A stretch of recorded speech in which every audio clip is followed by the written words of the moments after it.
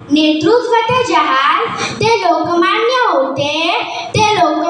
होते, समृद्ध लेखणीची जळती मशाल होते, समृद्ध लेखणीची जळती मशाल होते। परकीय बंदिवासात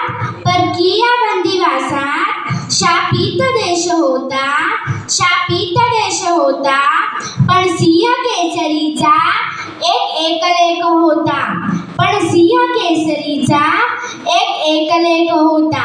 त्या सिंहगर्जनेने जागा समाज झाला। उदयास भारतात स्वातंत्र्य सूर्य आला। सन्माननीय व्यासपीठ, आदरणीय गुरुजन वर्ग आणि माझ्या मित्रमैत्रिणींनो, आज 1 ऑगस्ट म्हणजेच लोकमान्य टिळक यांची पुण्यतिथी। शिक्षकांना न केलेल्या चुकीबद्दल ठणकावून सांगणारा तो विद्यार्थी इंग्रज सरकाराविरुद्ध निर्भीडपणे लिहिता झाला की सरकारचे डोके ठिकाणावर आहे का, असे म्हणणारा निर्भीड विद्यार्थी म्हणजेच बाळ गंगाधर टिळक, म्हणून यांना जहाल गटाचे नेते म्हणून ओळखले जाते। यावेळी आपल्या देशावर इंग्रजांचे राज्य होते। इंग्रज भारतीयांना गुलामीची वागणूक देत। जर इंग्रजांविरुद्ध कोणी आवाज उठवला तर ते त्यांना तुरुंगात टाकत। टिळकांनाही त्यांनी देशद्रोहाच्या नावाखाली मंडाले तुरुंगात टाकले। मंडाले तुरुंगात असताना टिळकांना अन्न शिजवून देणारे जे आचार्य होते त्यांचे नाव होते कुलकर्णी। टिळकांनी पाहिले की त्यांच्या जेवणात खराब डाळ व भात आहे। टिळकांनी विचारले की तू हे शिळे अन्न का खातोस? त्यावर आचार्य म्हणाला, मग मी काय खाणार? शिवाय मला रोज गोरा साहेबांना सगळा हिशोब द्यावा लागतो। टिळक त्यांना म्हणाले, तू हे खराब अन्न खात जाऊ नको, तू माझ्या ताटातले जेवण जेव, कारण मला काही एवढे अन्न लागत नाही। त्यावर आचार्य म्हणाला, मग मी माझ्या जेवणाचं काय करायचे? टिळक त्यांना म्हणाले, आपण हे चिमण्यांना घालूया। मग काय, सकाळ संध्याकाळ चिमण्यांना अन्न घालायचे आणि त्याचा परिणाम असा झाला की चिमण्या त्यांच्या अंगाखांद्यावर येऊन बसायला लागल्या। एवढा लळा टिळकांना चिमण्यांचा व चिमण्यांना टिळकांचा लागला होता। याच मंडाले तुरुंगात असताना त्यांनी गीता रहस्य नावाचा एक ग्रंथ लिहिला।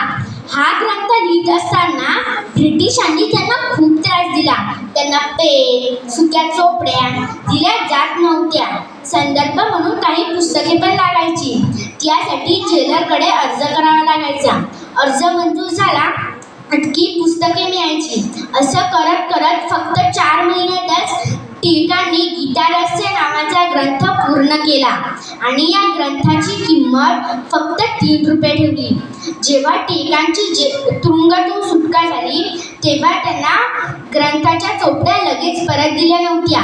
त्यावेळी त्यांचे मित्र, त्यांचे हितचिंतक खूप चिडले।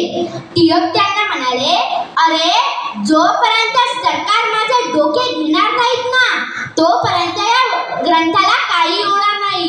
मी हा ग्रंथ पुन्हा लिहून काढेन। एवढी कुशाग्र बुद्धिमत्ता टिळकांना लाभलेली होती। टिळकांच्या आयुष्यातील अजून एक प्रसंग सांगायचा म्हटला तर एकदा विजापूरचा जहागीरदार त्यांना भेटायला आला। या जहागीरदाराला शिक्षा म्हणून विजापूरच्या कलेक्टरने त्याची सगळी मालमत्ता जप्त केली होती। तो जोपर्यंत जिवंत आहे तोपर्यंत त्याच्या कुटुंबियांना त्याची संपत्ती मिळणार नव्हती। त्याने खूप प्रयत्न केले पण त्या प्रयत्नांमध्ये काही यश मिळाले नाही। शेवटी तो आत्महत्येच्या तयारीला लागला। आत्महत्या करत असताना एका व्यक्तीने सांगितलं, अरे, तू पुण्याला जाऊन टिळकांना भेट। शेवटचा प्रयत्न म्हणून तो पुण्याला गेला, टिळकांना भेटला। त्याने टिळकांना सगळी हकीकत सांगितली। टिळक यावर म्हणाले, तुम्ही माझे एक काम कराल का? वर तो व्यक्ती म्हणाला, ओहो, उद्या मी मरणारच आहे, त्यामुळे मी तुमचं काम का नाही करणार? तेव्हा टिळक त्यांना म्हणाले, हिंदू धर्मशास्त्रानुसार एखाद्याने जर संन्यास घेतला तर तो मेल्यात जमा होतो आणि त्याची सगळी संपत्ती त्याच्या कुटुंबियांना मिळते।